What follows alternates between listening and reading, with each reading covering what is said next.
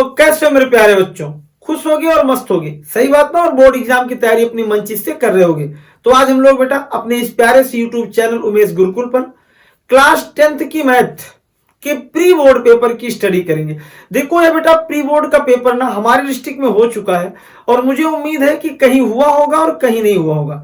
देखो तो हो सकता है प्री बोर्ड का पेपर तुम्हारा इसी जैसा है, तो इसलिए इस पूरे प्री बोर्ड पेपर को विधिवत तरीके से पढ़ना। आज हम सारे क्वेश्चनों को एकदम बेहतरीन ढंग से स्टडी करेंगे और विद सॉल्यूशन पढ़ेंगे और देखना कि हम बोर्ड में कैसे सॉल्व करें। कहीं ऐसा तो नहीं हम गलत सॉल्व कर रहे हैं, इसलिए एकदम स्किप ना करना। अगर 70 में 70 नंबर लेना होगा लास्ट तक देखना, कोई क्वेश्चन छोड़ने का बिल्कुल प्रयास मत करना। तो वादा करो और कमेंट करो कि जब तक सर खत्म नहीं होगा, जब तक 70 नंबर ले नहीं लेंगे तब तक द एंड नहीं करेंगे। चलो तो चलते हैं बिना देर किए हुए अपने इस क्वेश्चन पर। पहला क्वेश्चन मेरा क्या है, तुम्हें मालूम होगा कि पहला क्वेश्चन ऑब्जेक्टिव होता है। तो इस ऑब्जेक्टिव में 1 से लेकर के 20 तक होते हैं, तो सारे ऑब्जेक्टिव भी हम लोग एकदम बढ़िया से सॉल्व करके आगे चलेंगे। पहला एक क्वेश्चन करा, यदि 42 और 15 का एलसीएम 210 है, 42 और 15 का एलसीएम 210 है, तो एचसीएफ क्या होगा। देखो बेटा एचसीएफ केवल निकालने का एक फार्मूला होता है कि एचसीएफ बराबर पहली संख्या गुणे दूसरी संख्या, यानी 42 और गुणे कितना 15 और बटे हो जाएगा क्या एलसीएम। ये फार्मूला वही है, एलसीएम इंटू एचसीएफ बराबर पहला पद गुणे दूसरा पद, ये 210। बात समझ में आई। तो जरा इसको तुम लोग अब बढ़िया तरीके से सॉल्व कर लो। देखो यहां तुम लोग इसे काट दोगे 2 से, अरे 21 से, तो 21 दहम्मा हो गया 210, कोई दिक्कत, और 21 दूना हो गया 42। फिर इसे सॉल्व कर दो, देखो 2 एकम 2 और 2 पंचे कितना हो गया 10, 5 से इसको काट दो, 5 एकम 5 और 5 तिहाई 15, यानी इसका एचसीएफ कितना होगा बेटा, इसका एचसीएफ होगा 3 पर टिक लगाना और कहीं ना लगाना। अगला कह रहा है कि संख्या 240 का अभाज्य गुणनखंड क्या होगा। देखो अगर इसको पूछ रहा है कि संख्या 240 का अभाज्य गुणनखंड, मैं यही इसको सॉल्व कर दे रहा हूं, तुम देखते जाना कौन सा टिक लगाना, कैसे लगाना, गलती ना करना। 240 यहां लिख देना और इसको काटते हुए चले आना। सबसे पहले इसे 2 से काटना तो 120 हो जाएगा, फिर इसे 2 से काटना तो 2 छंग 12 यानी 60 हो जाएगा, फिर 2 से काटना तो 30 हो जाएगा, और फिर 2 से काटना तो 15 हो जाएगा, 15 दूना 30। फिर बेटा इसे 3 से काट दोगे तो 5 हो जाएगा, 5 से काट दोगे, खत्म कहानी। इसका मतलब 2 से कितनी बार कटा, 4 बार, 2 की घाते 4 और फिर 3 की पावर 1 और 5 की पावर 1, जहां होगा वहां टिक लगा दो। देखो ये 2 की पावर 4 और 3 इंटू 5 है। बात समझ में आ रहा है ना, आ रहा है। आगे चलो, रैखिक समीकरण युग्म 2x प्लस 3y प्लस 5 और माइनस 4x माइनस 6y बराबर 10 का हल कैसे होगा। देखो वैसे इसको सॉल्व कर लेना किस फार्मूले से, मैं वही इसको भी बता दे रहा हूं, होता है a1/a2। देखो a1/a2 मतलब 2/4 का मतलब -1/2, 3/-6 का मतलब -1/2 और 5/10 का मतलब 1/2 भी -1/2। अगर सभी बराबर होते हैं इसका मतलब अपरिमित रूप से अनेक हल है। सी पर टिक लगा दो, क्या है, अपरिमित रूप से अनेक हल। अगला कह रहा है कि द्विघात बहुपद 6x² माइनस 7x प्लस 5, ये देखो के शून्यकों का गुणनफल, शून्यकों का गुणनफल का मतलब अल्फा इंटू बीटा बराबर होता है सी बाई ए। देख बेटा सी का मतलब अचर पद बटे ए, तो 5 बटे क्या आ जाएगा 6 और 5/6 अपना ये है, इस पर टिक लगा दो। समझ में आ गई लल्लू। तो तुमने पहले में 3, दूसरे में ये वाला, तीसरे में परिमित रूप से अनेक हल, चौथे में 5/6, पांचवा यदि tan थीटा बराबर √3 हो तो थीटा का मान, tan कितने का मान √3 होता है, tan 60 का मान √3 होता है। √3 है कहां, 60 अंश, अरे 60 अंश है कहां, यहाँ 60 अंश पर टिक लगा दो, बी वाला ऑप्शन। बात समझ में आई। तो इतना तुम लोग स्क्रीनशॉट ले लो जिससे भूलो ना, और हम नेक्स्ट क्वेश्चन चलते हैं। तो चलो बेटा अब हम लोग क्वेश्चन नंबर अपने 6 पर आ जाए। कह रहा था कि यदि एक बिंदु ए से ओ केंद्र वाले किसी वृत्त पर एपी व एक्यू स्पर्श रेखाएं परस्पर 80 अंश के कोण पर प्रतिच्छेद करें, तब पीओए का मान। देखो एकदम मन से ध्यान से देखो, ये तुम्हारा एक वृत्त है, दिख रहा है ना, ये कोई एक बिंदु ए है और यहां से इस पर 2 स्पर्श रेखाएं हैं, एक यहां है और एक कहां है, एक यहां है। समझ में बात आई। ये इनका केंद्र है, केंद्र, और यहां से इस पर एक रेखा खींच दो। तुम्हें मालूम है कि मैं इसको देखो ये पहले ही बता दिया कि इसका कोण 80 अंश है। तो तुमसे कह रहा है कि पीओ इसका नाम पी है, इसका नाम क्यू, ये दोनों एपी और एक्यू स्पर्श रेखाएं हैं। तुम्हें इसका मान पूछ रहा है, किसका मान? इसका मान पूछ रहा है। तुम्हें बचपन से मालूम है क्या कि सर जो स्पर्श रेखा परिधि पर कोण बनाती है वो 90 डिग्री का होता है। ये पूरा 80 था तो ये 40 हो जाएगा। अब दिमाग लगाओ, ये 90 40 130, 90 और 40 130 और 180 में से 130 घटा दोगे तो हो जाएगा 50 अंश। कितना आएगा? 50। तो लल्लू इस 50 पर अपना टिक लगा दो। बात समझ में आ गई ना? आया ना? कोई दिक्कत तो नहीं। यदि एक घटना निश्चित रूप से घटती है तो इसकी प्रोबेबिलिटी इवेंट क्या होगा? प्रायिकता क्या होगी? तो यदि कोई घटना निश्चित रूप से घटती है तो क्या बताया? उसकी प्रायिकता हो जाती है बेटा 1। तो पहले वाले में 50, छठवें में और 7वें में आ गया 1। अगला कह रहा आर त्रिज्या वाले ठोस अर्धगोले का। बेटा अगर खोखला अर्धगोला होता है तो उसका पृष्ठीय क्षेत्रफल क्या होता है?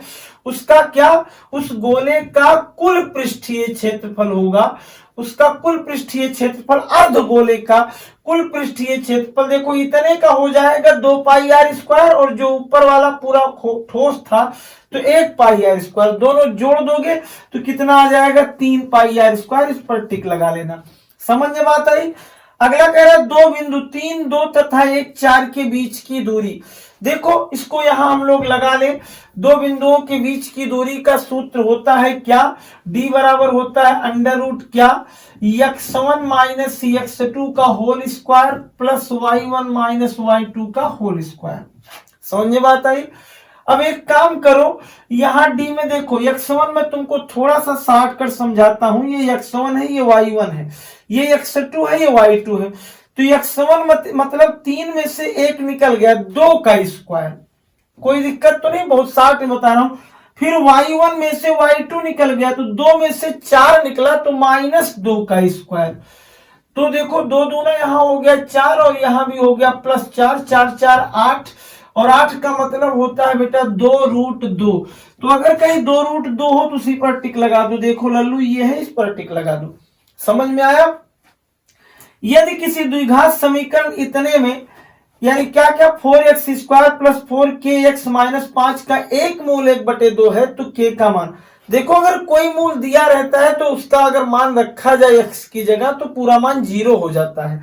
इसका मतलब अगर x की वैल्यू हम लोग 1/2 लिख दें तो पूरे समीकरण का मान 0 होना चाहिए। तो यहां रख दो 4 गुणे x की जगह 1/2 का स्क्वायर, फिर बेटा प्लस 4 गुणे k गुणे x का मान 1/2 माइनस 5 बराबर 0। कोई दिक्कत? कोई दिक्कत तो नहीं है। आगे देखो यहां हो जाएगा क्या 4 गुणे 1/, हो जाएगा 4 प्लस 2 × 2 2 दूना 4 यानी हो गया यहां 2 के माइनस 5 बराबर 0। 4 से 4 उड़ गया, यहां बचा 1 यानी हो गया 2 के, पहले इसको लिख दो जो 1 था 1 प्लस 2 के माइनस 5, तो 5 में से 1 निकल गया 4 यानी 2 के बराबर हो गया 4। 2 उधर ले जाओगे तो के बराबर आ जाएगा 2। के बराबर कितना आ जाएगा 2। तो जहां हो 2 वहां लगा दो टिक। ये देखो ये वाला सही। समझ में बात आई? तो चलो अब अगले पर चलते हैं, इसको मिटा दें। यहां देखो कह रहा है 1 2 3 4 5 6 7 8 9 यानी इनका मान क्या होगा? सम में सम लगाया है, जोड़ा है। तुम्हें एक अर्थमेटिक प्रोग्रेशन समांतर श्रेणी में एक सूत्र था कि प्राकृतिक संख्याओं का योगफल क्या होता है? n × n + 1/2 यानी कुल पदों की संख्या इंटू n + 1 वही और अपान 2 होता है। तो n माने पदों की संख्या। कुल कितने पद है? 1 2 3 4 5 6 7 8 9। तो इसका मतलब यहाँ हो जाएगा 9 इंटू और 9 में 1 जोड़ दिया 10 और पूरे के बटे 2, 9 दहम 90 और 90 का 2 से भाग दे दिया लल्लू तो क्या हो गया? 45। कितना हो गया? कहीं है 45? हाँ देखो यहाँ इतना आसानी से लग रहा है। ये समझ लो प्री बोर्ड में पूरा तो अब की बार 70 में 70 ले लेना अगर यही क्वेश्चन आ गया तो। ये समझ लेना गलती से भी छूटे ना एक भी क्वेश्चन, चाहे जितना भी हो जाए। तो अगला देख लो, लिखा है sin θ - 1, तो sin θ - 1 ऐसे रहने दो और फिर यहाँ जो सेक प्लस tan लिखा है तो सेक को लिख दो क्या 1/cos थीटा और tan को लिख दो sin थीटा बटे क्या लल्लू cos थीटा। कोई दिक्कत? देखो एक काम करो यहाँ क्या कि sin थीटा -1 और ये दोनों में हर समान था तो जुड़ जाएगा 1 प्लस sin थीटा और बटे क्या हो जाएगा यहाँ cos थीटा। देखो तुम्हें मालूम होगा क्या, तुम्हें मालूम होगा कि sin थीटा -1 अगर इसमें मैं चाहूं तो इस माइनस को आगे कर लूं, ध्यान देना, तो ये हो जाएगा 1 माइनस कॉमन ले लिया यहां sin थीटा और यहां बेटा हो जाएगा 1 प्लस sin थीटा और पूरे के बटे है cos थीटा। ये 1 minus sin theta 1 plus sin theta का मतलब क्या होता है, मतलब मैं यहां लगा दे रहा हूं, उसको देख लो। होता क्या है, माइनस पहले है 1 माइनस साइन स्क्वायर थीटा और बटे क्या हो जाएगा cos थीटा।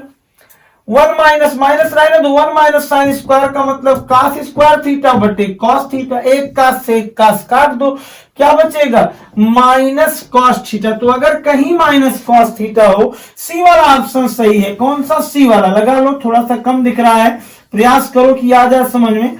हाँ चलो इस पर टिक लगा लो। तो बेटा अब हम लोग क्वेश्चन नंबर अपना 13 देख ले।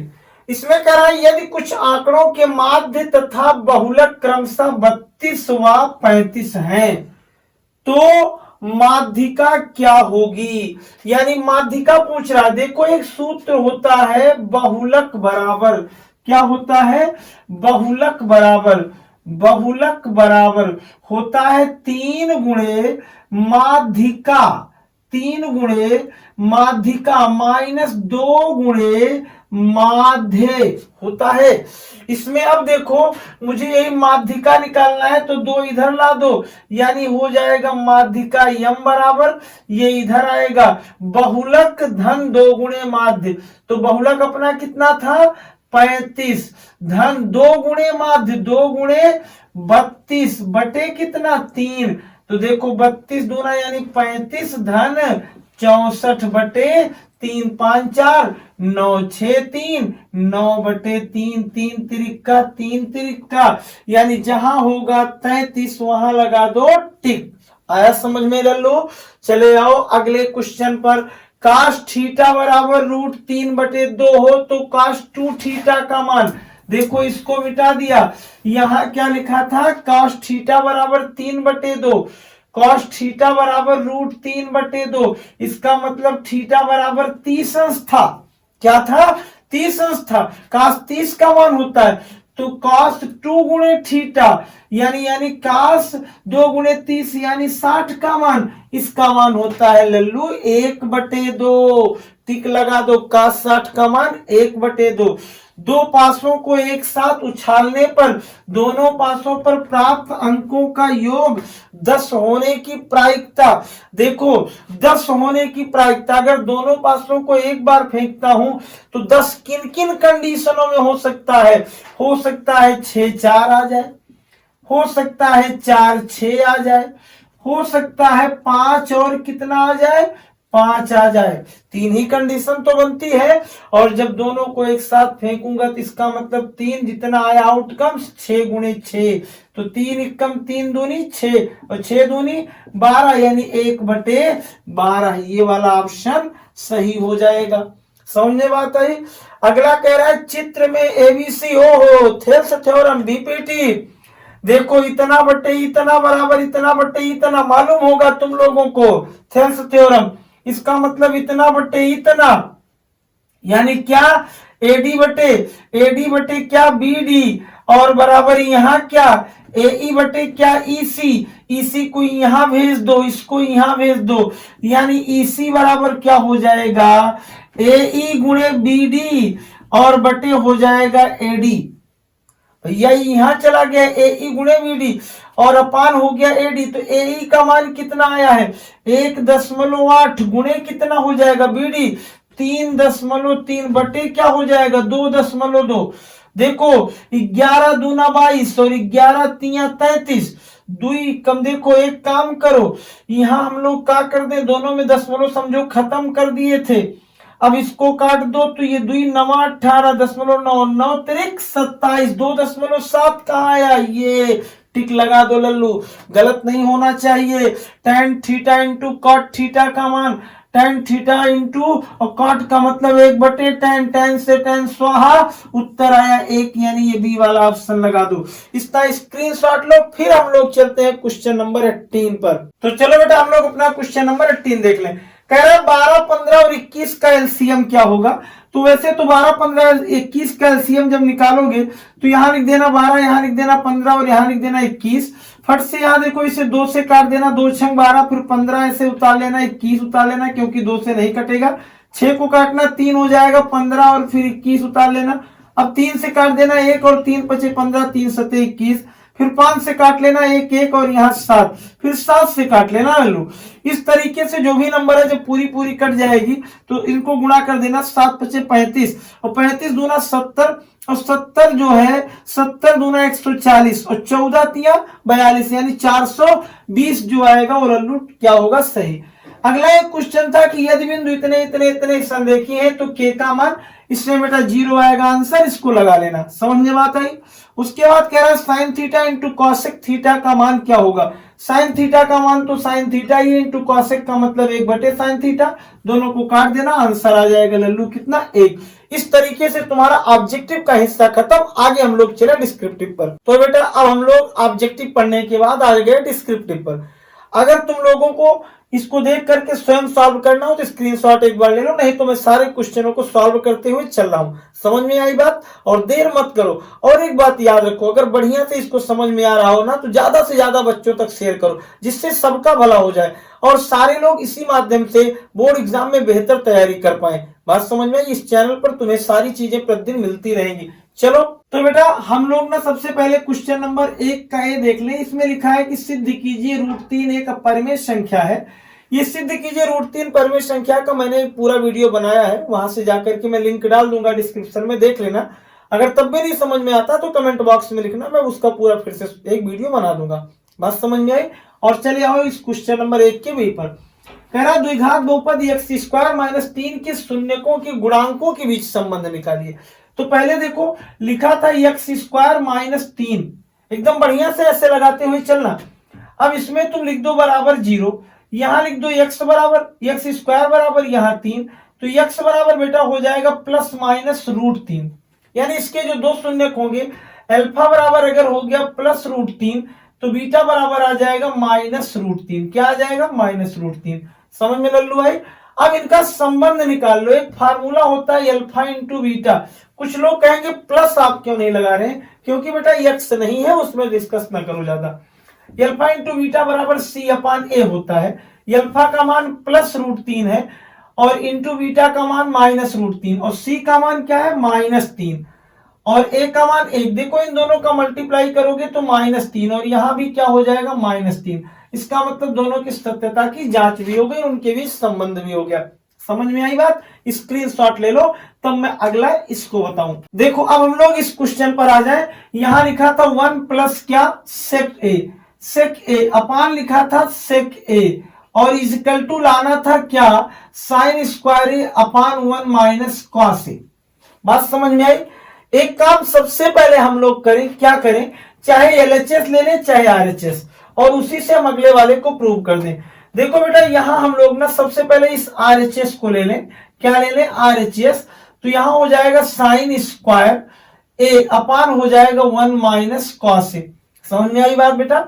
sin² को लिख सकते हो 1 माइनस क्या, 1 माइनस cos² अपान क्या हो जाएगा, 1 माइनस कॉस। कोई दिक्कत तो नहीं है। 1 माइनस cos² को लिख सकते हो एक ब्रैकेट में 1 माइनस कॉस ए और अगले ब्रैकेट में लल्लू लिख सकते हो 1 प्लस कॉस ए। ये फार्मूला होता है a² माइनस b² का। अपान यहां हो जाएगा 1 माइनस कॉस ए। देखो ऊपर भी 1 माइनस कॉस है, नीचे भी एक कट गया, यानी हो गया 1 प्लस क्या, कॉस ए। अब जरा इसे सेक के रूप में बदल दो, एक को रहने दो और प्लस कॉस को लिख दो 1 अपान सेक ए और इसका मल्टीप्लाई इसमें कर दो तो हो जाएगा सेक ए और +1 अपान क्या हो जाएगा, सेक ए। और यही तुम्हारा क्या था बेटा, यही था LHS।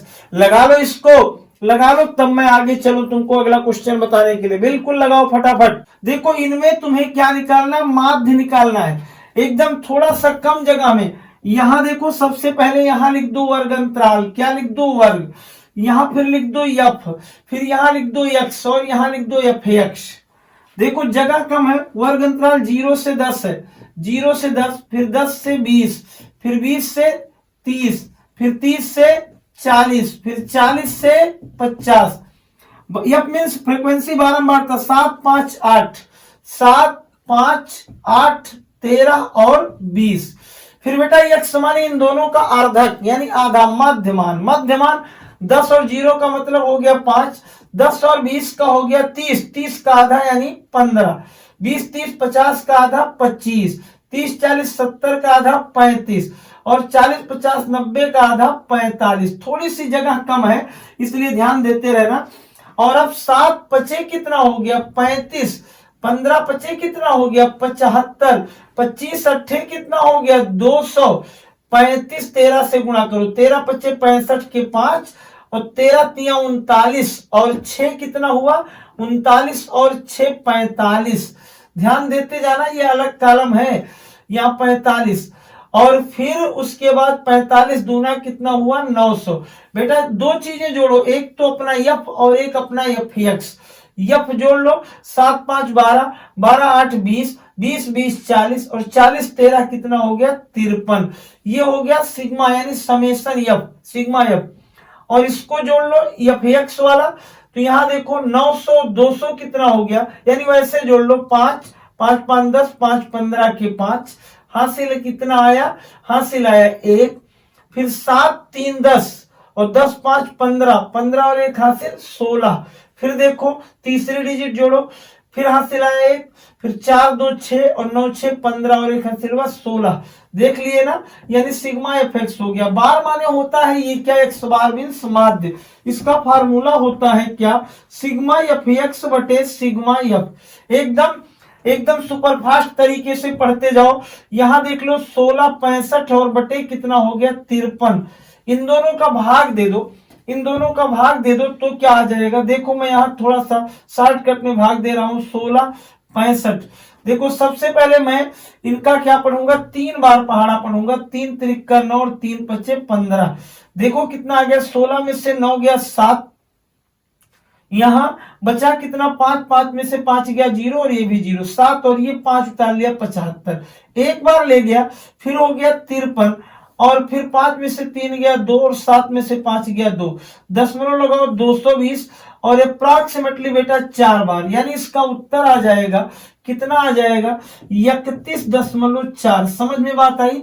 इस तरीके से अप्रॉक्सीमेटली इसको लगा लेना, 31.4, दशमलव एक डिजिट और कर देना। तो क्वेश्चन नंबर ई पर आ जाओ। इसमें कह रहा है दो घन जिसमें प्रत्येक का आयतन 13 31 है। बेटा आयतन का मतलब एक क्यूब बराबर दिया है 13 31 और इसका मतलब a बराबर इसका क्यूब रूट निकालोगे बेटा तो हो जाएगा ये कितना 11 का क्यूब, क्यूब से क्यूब काट दिया यानी साइड बराबर 11। ये बेटा प्रत्येक घन की साइड थी, तो एक घन तुम्हारा ये था 11 और एक ये हो गया ये भी 11। इसका मतलब यल जो बेटा था ना वो बदल गया, यल बराबर अब हो गया 22। बी आज भी 11 है, क्यों, क्योंकि घन की प्रत्येक भुजा बराबर होती है और एच आज भी 11 है।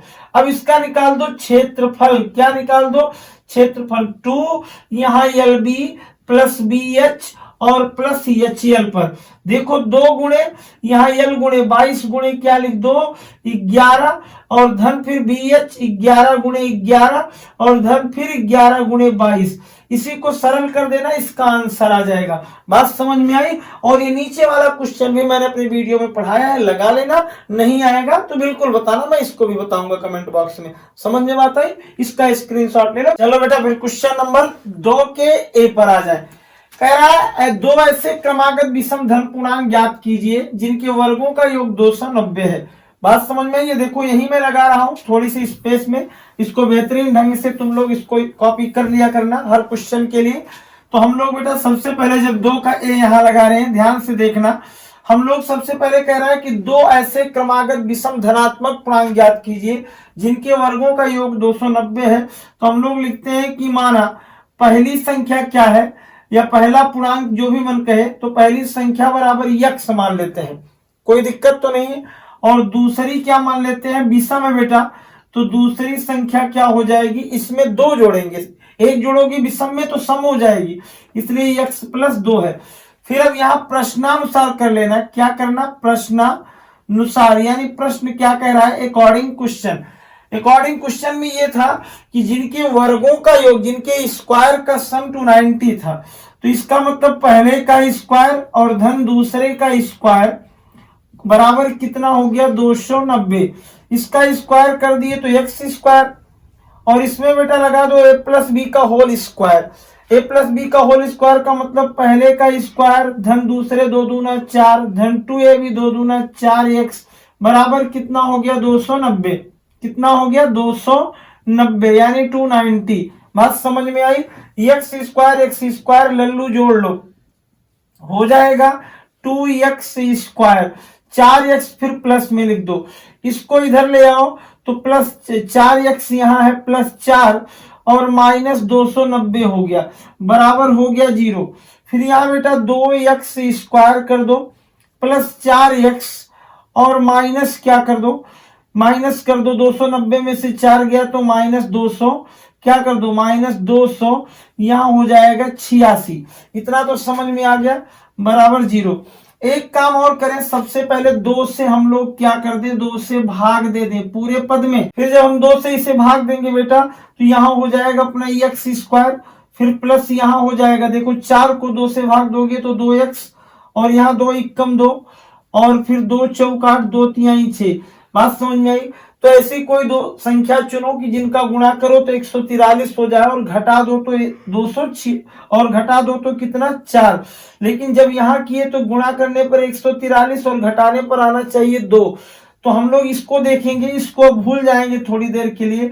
तो हमारे यानी क्वेश्चन में 13 और 11 है, 13 और 11 का अगर मल्टीप्लाई करोगे तो 143, और 13 में से 11 घटा दोगे तो 2। यहाँ लिख देना धन 13x माइनस 11x और माइनस 143। बात समझ में आई। इन दोनों को एक ब्रैकेट में लिख देना, एक्स स्क्वायर प्लस कितना 13x, और फिर बेटा यहाँ ऐसे इसको मैं अलग कर दे रहा हूं, पेज बना ले रहा हूं, जगह थोड़ी सी कम है, माइनस यहाँ बेटा कॉमन ले लेना 11x और प्लस 143। देखो इसमें x कॉमन ले लेना तो हो जाएगा कितना, x प्लस 13, इसमें माइनस 11 कॉमन ले लेना तो x प्लस 13। फिर देखो एक ब्रैकेट में ये दोनों कॉमन बन ही गए, x प्लस 13, और अगले में आ जाएगा x माइनस 11। एक बार इसके बराबर 0 करोगे तो x बराबर माइनस 13, और एक बार इसके बराबर 0 करोगे तो 11। मतलब ध्यान दो कि ये बेटा माइनस वाली गिनती नहीं मानी जाएगी, क्यों, क्योंकि कह रहा था धनात्मक पूर्णांक। इसका मतलब संख्या मेरी पहली क्या बन गई, पहली संख्या यहां मैं लगा दे रहा हूं, देख लो, पहली संख्या x बराबर 11, और दूसरी क्या हो जाएगी लल्लू, उसमें कितना जोड़ना है, 2 जोड़ना है, तो दूसरी हो जाएगी 11 धन 2, यानी हो जाएगी 13। इस तरीके से तुम्हारा दूसरे का ए वाला ऑप्शन कंप्लीट हुआ। इसको स्क्रीनशॉट ले लो, देर ना करो, एकदम स्क्रीनशॉट लो। अब चले आओ दूसरे के बी वाले पर, देखो ध्यान पूर्वक इसको देखो। यहां कह रहा है कि 2 अंकों की एक संख्या के अंकों का योग 9 है, 2 अंकों की संख्या है, इसका मतलब एक इकाई होगी और एक दहाई। तो तुम लोग सबसे पहले क्या लिख देना, माना इकाई का अंक क्या है, माना इकाई का अंक जो है बेटा, अंक है वो बराबर है x, और दहाई का क्या है, और दहाई का अंक बराबर क्या है बेटा, y है। तो संख्या क्या होगी, तुम्हें मालूम है कि दहाई में 10 से गुणा किया जाता है, तो यहां दहाई में 10 से गुणा कर दिया, 10y धन क्या हो गया x, और उलटने पर जो संख्या बनेगी, उलटने पर संख्या क्या हो जाएगा, इसी को पलट दो तो x धन कितना हो जाएगा 10y। इतना तो समझ में आया ना, कोई दिक्कत तो नहीं है। अब यहाँ प्रश्नानुसार क्या कर दो, या प्रथम शर्तानुसार क्या लिख दो, प्रथम शर्तानुसार। अब दिमाग लगाओ अपने क्वेश्चन पर कि पहली शर्त में वो क्या रहा था कि 2 अंकों की संख्या के अंकों का योग 9 है। तो इसका मतलब जब पहली शर्त लगाओगे तो x प्लस वाई बराबर कितना आ जाएगा 9। ये इक्वेशन नंबर बेटा क्या बनेगा 1। फिर यहाँ दूसरी शर्त लगा दो, क्या लगा दो, दूसरी शर्तानुसार। इसमें क्या कह रहा है, इस संख्या का 9 गुना और संख्या के अंकों को पलटने से बनी संख्या का 2 गुना है। इस संख्या का 9 गुना किस संख्या का, जो मेरे पास पहली संख्या थी। तो इसका मतलब कि 9 गुणे यहां 10y और धन कितना x, ये बराबर है 2 गुणे यहां 10x और धन किसके, y के। बात समझे, 2 गुना है, बनी संख्या से का है कितना, 2 गुना। तो संख्या ज्ञात करो, जरा इसको सॉल्व करो, 9 का 10 में गुणा कर दो तो 10 9 कितना हो गया, 90y। 9 से x में गुणा करो तो 9x बराबर क्या हो जाएगा, 10 का 2 में गुणा करो 20x और 2 का फिर किस में, y में गुणा करो 2y। एक काम करो, इन दोनों को इधर ले आओ, या एक, हाँ ठीक है, इन दोनों को उधर ले जाओ। तो 20 में से बेटा x 9 घट गया, कितना हो गया 11x, और माइनस 90y में से 2y निकल गया, कितना माइनस 88y। यानी यहां अब हम लोग बराबर क्या था, 0। यानी अगर इसको उधर ले जाएं तो यहां देखो क्या हो जाएगा, 11x बराबर 88y। 11 1 कम 11, 11 8 88, इसका मतलब x बराबर कितना हो गया, 8y। देखो इसी पर हम लोग समझ लो, विलोपन विधि तो नहीं लगा रहे, प्रतिस्थापन से लगा रहे हैं। अब यहीं से कर देना क्या, x का मान कहां रख देना, समीकरण 1 में। तो समीकरण 1 क्या था तुम्हारा, समीकरण 1 था कि x प्लस वाई बराबर 9।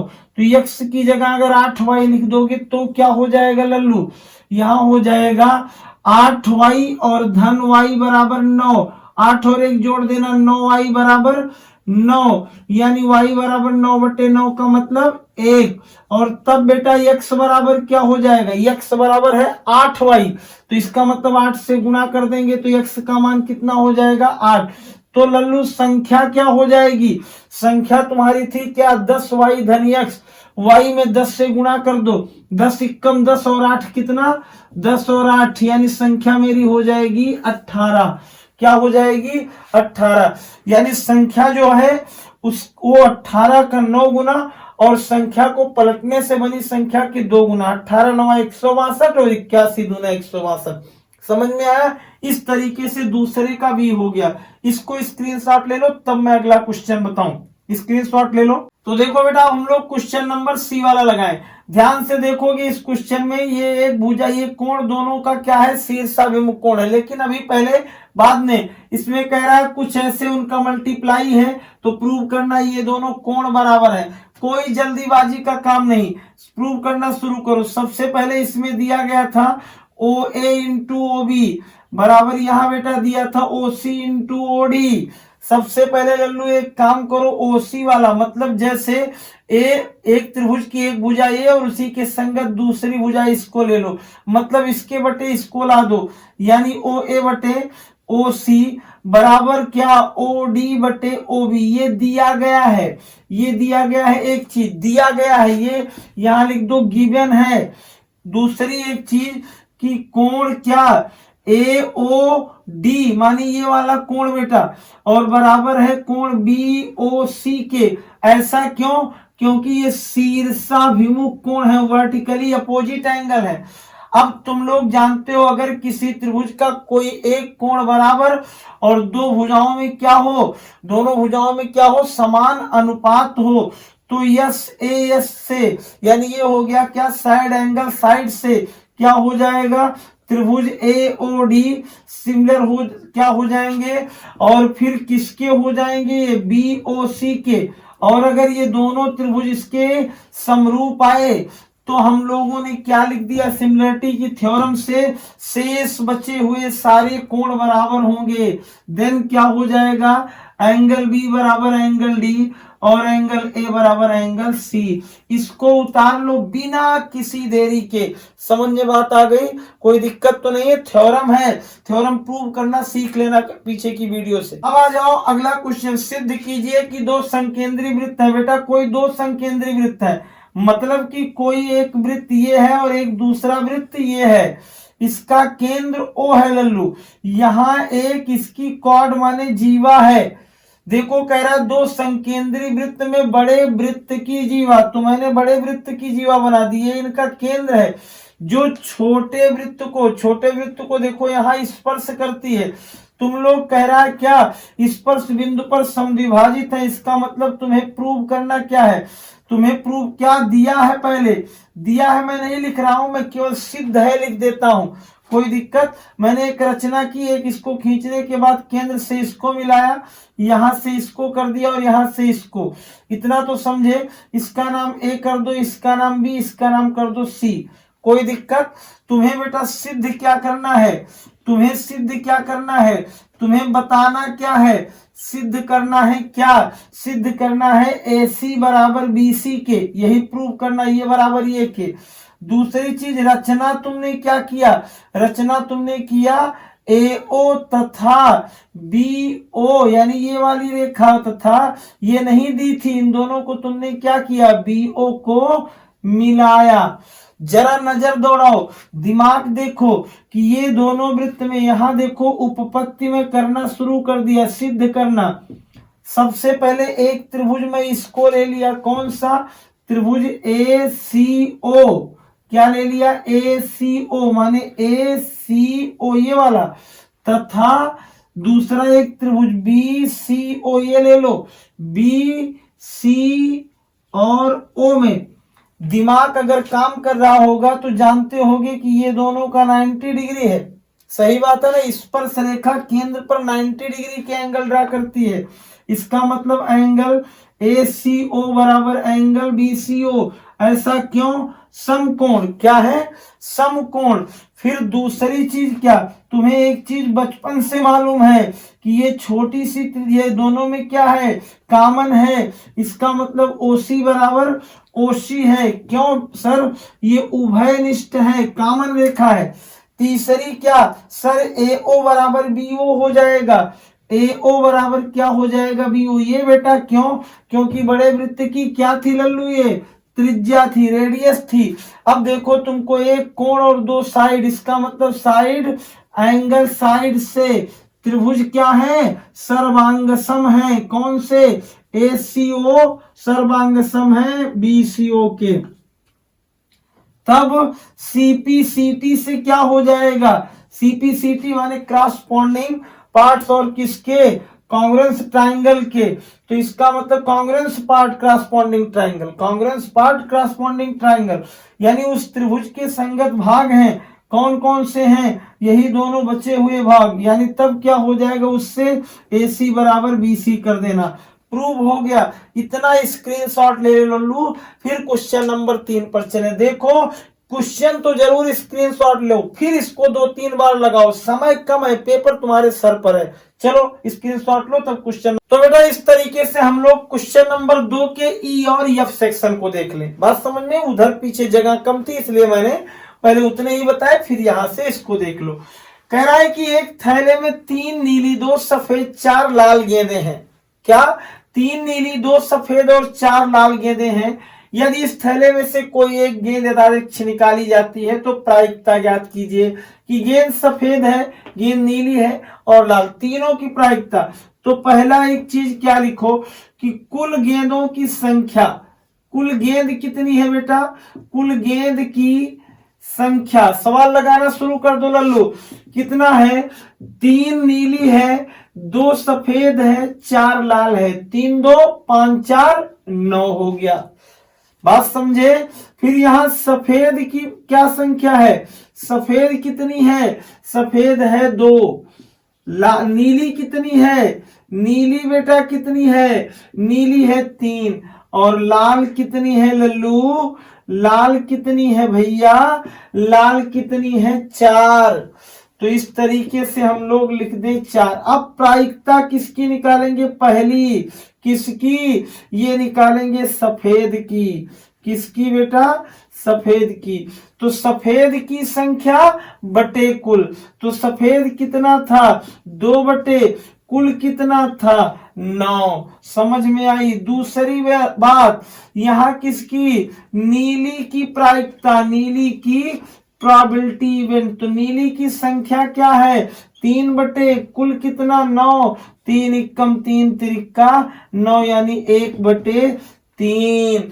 और फिर लल्लू इसमें तीसरा पार्ट लाल की, तो यहां लिख दो लाल क्या, लाल की प्रोबेबिलिटी क्या हो जाएगा, लाल की संख्या, लाल की संख्या 4/9। ये हो गया प्रोबेबिलिटी का एक क्वेश्चन तैयार। स्क्रीनशॉट ले लो, जगह कम है, फिर हम इसको इस वाले क्वेश्चन को सॉल्व करें। समझ में बात आई? तो चलो अब हम लोग एफ वाला सेक्शन देख लें। देखो यहां पहले हम इस कॉलम को लिख दें वर्गांतराल वाला, कोई दिक्कत एकदम, ये तो सुपर बहुत ही आसान सवाल है। फिर बारंबारता, केवल देखते जाओ, आज समझ रहे होगे क्लास में पढ़ रहा हूं बारंबारता। फिर एक चीज और बनाई जाती है क्या, संचयी बारंबारता, जिसे कम्यूटेटिव फ्रीक्वेंसी कहते हो। बारंबारता कॉलम बना दो, कॉलम बना दो। एक चीज और, कोई चीज नहीं इसमें क्या, अब देखो यहां था 0 से 10, फिर क्या था 10 से 20, फिर क्या था 20 से 30, फिर क्या था 30 से 40, फिर क्या था 40 से 50, फिर क्या था 50 से 60। यहां 7 4 2 2 3 2। अब देखो संचयी बारंबारता कैसे लिखते हैं, 7 के 7 लिख देते हैं, कोई दिक्कत। 7 4 जोड़ के यहाँ 11 कर देते हैं, 11 में 2 जोड़ दिए 13, 13 में 2 जोड़ दिए 15, और इस 15 में 3 जोड़े 18, और 2 जोड़ दिए लल्लू 20। कोई दिक्कत? इसका मतलब क्या हो गया, n बराबर यही आता है 20। अब 20 का हम लोग कर दें का, यानी n/2 बराबर 20 का आधा यानी 10। दिमाग लगाओ 10 जाएगा किस में, 10 देखो इसी 11 के अंतर्गत जाएगा, मतलब ये हो गया f 11 के जस्ट सामने, यानी f बराबर क्या हो गया 4 हो गया। इसके ऊपर वाला होता है लल्लू CF, तो CF क्या हो गया 7 हो गया। फिर ये सामने वाला होता है L बराबर क्या हो गया 10 हो गया। और फिर उसके बाद देखो इन दोनों के बीच का जो अंतर है H बराबर 20 में से 10 गया, कितना हो गया 10। अब माध्यिका का सूत्र क्या होता है, L प्लस यहां n/2 माइनस CF अपान क्या, अपान F, और इंटू क्या, इंटू H। देख बेटा L अपना कितना आया था 10, n/2 का मतलब क्या हो गया प्लस यहां हो गया 10, और माइनस CF कितना घटा 7 बटे F कितना हुआ 4 इंटू कितना 10। दिमाग लगा 10 तो है ही, और 10 में से 7 गया 3, और 3 में 10 से गुणा कर दिया 30/4। 4 से इसको काट दे, 4 सते 28, 2 30, 4 पंचे 20, और यही 10 और 7.5 जोड़ दो, 10 धन 7.5 यानी 17.5 आ जाएगा माध्यिका। समझ में आ गई? कोई दिक्कत तो नहीं? तो इस तरीके से इसको स्क्रीनशॉट लो। फिर हम क्वेश्चन नंबर 3 4 5 पढ़े। तो बेटा हम लोग क्वेश्चन नंबर 3 में चले। जो क्वेश्चन नंबर 3 का पहला पार्ट था ना वो थोड़ा सा लंबा था, इसलिए मैंने तुम लोगों को क्या किया, प्रयास किया 3 का अथवारा लगा दो, थोड़ा सा छोटा है और आसानी से आ भी जाएगा। कह रहा 42 सेमी व्यास वाले एक वृत्त का एक चाप केंद्र पर, तो 42 सेमी व्यास का कोई एक गोला बना दो। फिर कह रहा है इसके चाप पर यहां देखो केंद्र है, और केंद्र पर कोई एक जीवा का कोई समझ लो चाप है। ये जो कोण बना रहा है बेटा यहाँ वो 120 डिग्री का है, 120 डिग्री का है। कह रहा है इसके संगत वृत्त खंड का, ये जो छोटा सा वृत्त खंड है इसका क्षेत्रफल निकालना है, और इसका जो व्यास था वो व्यास था इसका 42, पूरा यहां से यहां तक 42 था। तो सबसे पहले तुम लोग इसमें त्रिज्या बराबर लिख दो। त्रिज्या बराबर हो जाएगा बेटा 42 का आधा, यानी 42/2 यानी हो जाएगा 21 सेमी, और थीटा बराबर इसमें पहले से ही भगवान ने दे दिया है 120। तो संगत क्या लिख दोगे, संगत यहां क्या, संगत वृत्तखंड का क्षेत्रफल, वृत्तखंड का क्षेत्रफल। तुम्हें मालूम होगा कि संगत लघु वृत्तखंड का क्षेत्रफल का सूत्र होता है थीटा बटे 360 pi r square minus 1/2 r square और साइन थीटा। कोई दिक्कत? थीटा बटे 360 पाई आर स्क्वायर, तो थीटा का मतलब 120 बटे कितना 360 गुणे पाई का मतलब 22/7, आर का मतलब बेटा 21 का स्क्वायर माइनस 1/2, आर स्क्वायर का मतलब 21 का square minus sine into sine कितना साइन 120 अंश। अब दिमाग लगाओ, यहाँ 120 इक्कम 120 तिया 360 हो गया, यहां देखो हो जाएगा 22/22 और ये 7 तिरिक कितना हो गया 21 गुणे बेटा यहाँ क्या हो जाएगा 21 गुणे 21 माइनस यहाँ 1/2 और फिर वही 21 गुणे 21 और साइन 120 का मान होता है √3/2। एक काम करो, पहले इस 21 से इस 21 को काट दो, यहाँ 21 का गुणा 22 में करोगी 21 दूना 42 के 2 हासिल आया 4, 21 दूना 42 तो 4 46 462 हो गया माइनस यहाँ 1/2 और फिर दोनों का मल्टीप्लाई कर लो तो कितना हो जाएगा 2 2 4 हो जाएगा और यहाँ कितना हो जाएगा 21 21 441 √3। यही इसका आ जाएगा क्षेत्रफल। कॉपी कर लो इसको, स्क्रीनशॉट ले लो, तब क्वेश्चन नंबर 4 पर चले। देखो बेटा क्वेश्चन नंबर 4 में आ जाओ, इसमें भी 2 पार्ट होते हैं, कोई एक ही पार्ट करना रहता है। देखो दोनों आसान है, वैसे ये भी सही है ये भी सही है, जो तुम्हारा मन कहे मैं ऊपर वाला लगा देता हूँ, अगर तुम्हें मन कहेगा तो मैं इसका हिंट दे दे रहा हूँ वैसे लगा लेना। पहले पहला वाला देख लो, कह रहा है यदि 2 वर्गों के परिमापों का, पहले तो वर्ग कह रहा है ना वर्ग, तो हम लोग ये लिख दें कि माना पहले वर्ग की भुजा, पहले वर्ग की भुजा। तुम्हें एक चीज मालूम होगी कि वर्ग की प्रत्येक भुजाएं बराबर होती हैं, तो पहले वर्ग की भुजा बराबर x हो गई और यहाँ दूसरे वर्ग की भुजा क्या हो जाएगी, दूसरे की भुजा क्या लिख देना, दूसरे की भुजा बराबर क्या हो जाएगा y। फिर क्या कह रहा है, देखो और एक चीज जान लो, इनकी परिमाप जो होती है उसे कहते हैं 4 गुणे भुजा। अब यहाँ पहली शर्तानुसार लगा देना, क्या लिख देना, पहली शर्तानुसार। कह रहा है कि उनके परिमापों का योगफल, तो 4x पहले वाले वर्ग की परिमाप फिर दूसरे वाली वर्ग की परिमाप बराबर 68 था। अगर 4 से भाग दे दोगे तो यहाँ x बचेगा, यहाँ y बचेगा, 4 से भाग दे दोगे तो देखो 4 से कट गया, 1 बचा, 2 बचा, यहाँ 28 हो गया, 4 7 28 तो 1 और यहाँ कितना हो गया 7, कितना हो गया 7, यानी पहला समीकरण बना x प्लस y बराबर 17। कोई दिक्कत तो नहीं हुई। फिर दूसरी शर्तानुसार क्या लिख देना, दूसरी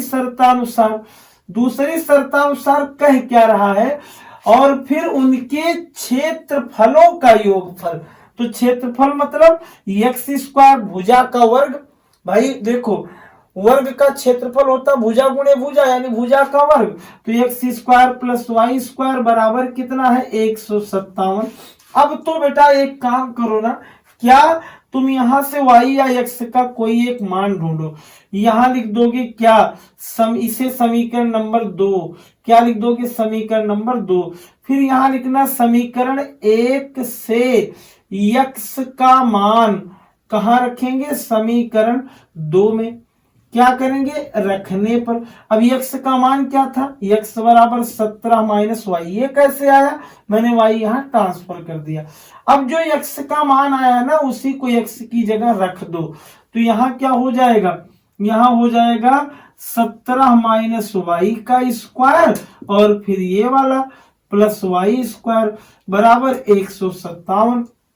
देखो पहले इसका स्क्वायर कर दो तो यानी ये a माइनस बी का होल स्क्वायर लगेगा बेटा, तो 17 का स्क्वायर हो गया 289 और फिर प्लस क्या हो जाएगा y² माइनस 17 दूनी क्या हो जाएगा 34y प्लस क्या हो जाएगा y² बराबर क्या हो जाएगा 157।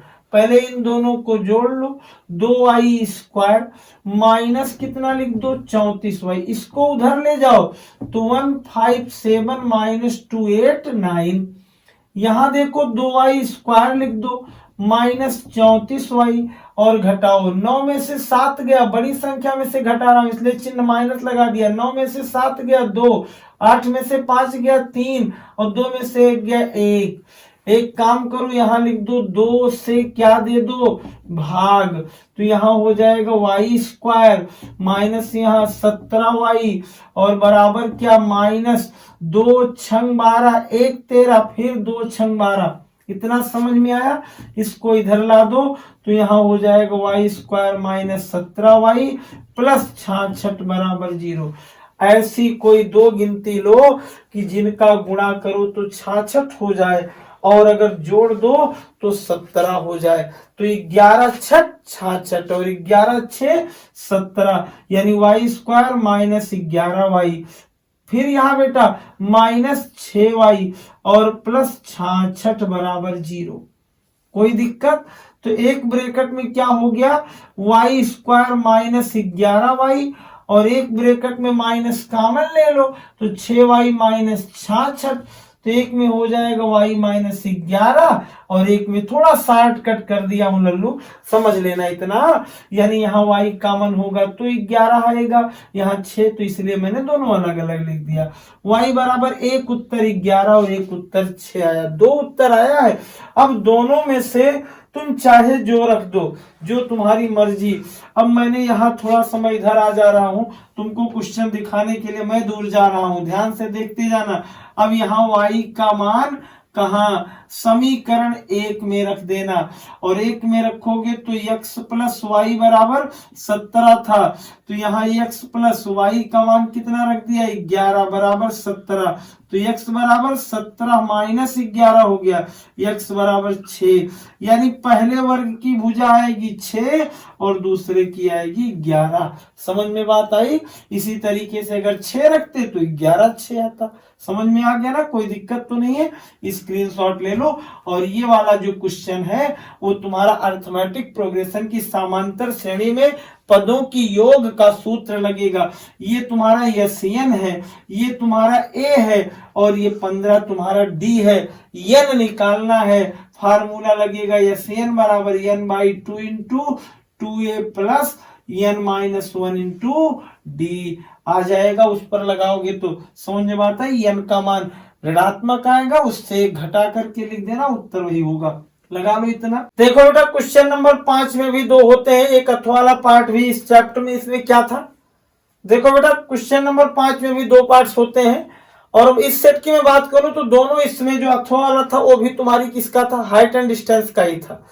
तो मैंने लिया कि मैं इस पहले एक को बता दे रहा हूं, तुम इसी को पढ़ करके पेपर में जाना, भगवान चाहेंगे तो डट समझ रहे हो। हाँ, जिनके यहाँ पेपर नहीं हुआ होगा, क्योंकि मेरे यहाँ अगर आया है तो तुम्हारे यहाँ भी आने के चांस हैं, तो इसलिए एकदम लापरवाही नहीं और 70 नंबर लेकर के आना और बताना कि पेपर में कैसे आया। समझ में बात आई? तो चलो, कोई एक मल्टी स्टोरी बिल्डिंग है, कोई एक बहुमंजिला भवन है और जिसकी यानी क्या है, भवन के शिखर से एक 6 मीटर ऊंचे भवन, यानी कोई एक मल्टी स्टोरी बिल्डिंग है और उसके शिखर से कोई एक आदमी देख रहा है। तो सबसे पहले ये जमीन बना दो। यहां देखो, सबसे पहले मैंने एक जमीन बना दिया, यहां देखो जमीन में ब्लैक बोर्ड पे बना रहा हूं, ये देखो। और मैं एक मल्टी स्टोरी बिल्डिंग माने एक बड़ी बिल्डिंग बना दिया और इस बिल्डिंग के सामने में एक छोटा सा भवन खड़ा किया जिसकी ऊंचाई 6 मीटर थी।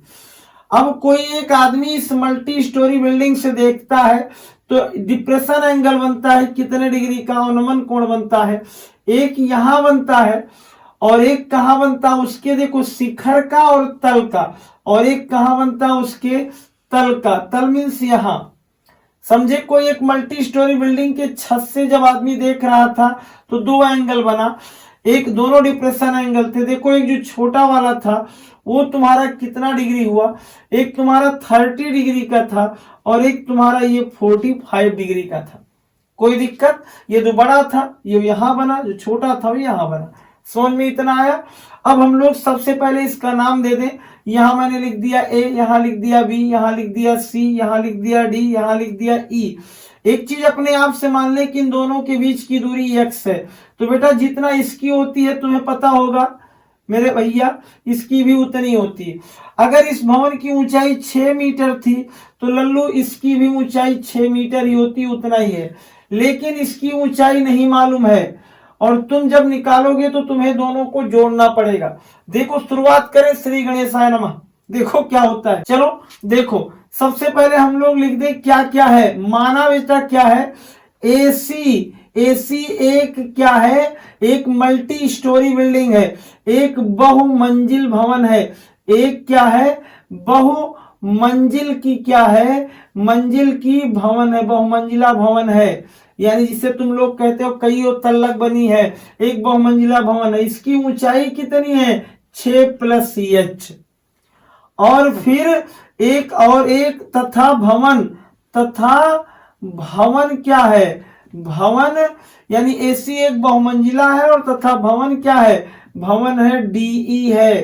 तब सबसे पहले क्या करोगे, इस छोटे से त्रिभुज को उठाओ, इसको बीईसी में, तब त्रिभुज बीईसी में तुम्हें दो चीजें, पहली बात तो जान लो निकालना, एक दोनों के बीच की दूरी और इसकी पूरी हाइट। चलो बीईसी में यहां कितना डिग्री एंगल है, 30। क्यों 30 को देख रहा हूं, देखो इसमें लंब और आधार की समस्या है तो tan लगेगा। यहां लिख दो tan 30 बराबर h अपान क्योंकि परपेंडिकुलर अपान बेस होता है, लंब बटे आधार होता है। tan 30 का मान 1/√3 इजिकल टू यहाँ h अपान x, तिरछा गुणा कर दो तो x बराबर √3h, यानी h √3 हो जाएगा। x का मान, कितना आसान सवाल लगा, x का मान आ गया। फिर आ जाओ पुनः एक चीज, क्या त्रिभुज बड़कना ले लो, क्या एडीसी में, त्रिभुज किस में, एडीसी में। यहां क्या है, यहां tan 45 है, पूरा लंब लोब की, यानी 6 + h बटे क्या x। tan 45 का मान x बराबर 6 + h 6 प्लस tan 45 का मान 1 बराबर इतना x, तिरछा गुणा कर दो, x बराबर 6 + h आ गया। कोई दिक्कत, लेकिन अभी कुछ नहीं आया, तुम्हें पहले h का मान निकालना पड़ेगा। तो x का मान यहां लिख दो, x का क्या मान रखने पर, x का मान क्या था, यहां था क्या, यहां था h √3 और बराबर यहाँ 6 + h।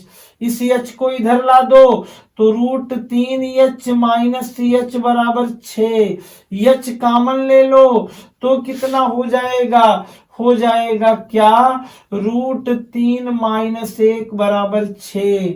कोई दिक्कत, यहां बेटा इसको इधर लेकर चले जाओ तो h बराबर 6 बटे √3 - 1, दोनों तरफ ऊपर नीचे √3 + 1 का गुणा कर दो।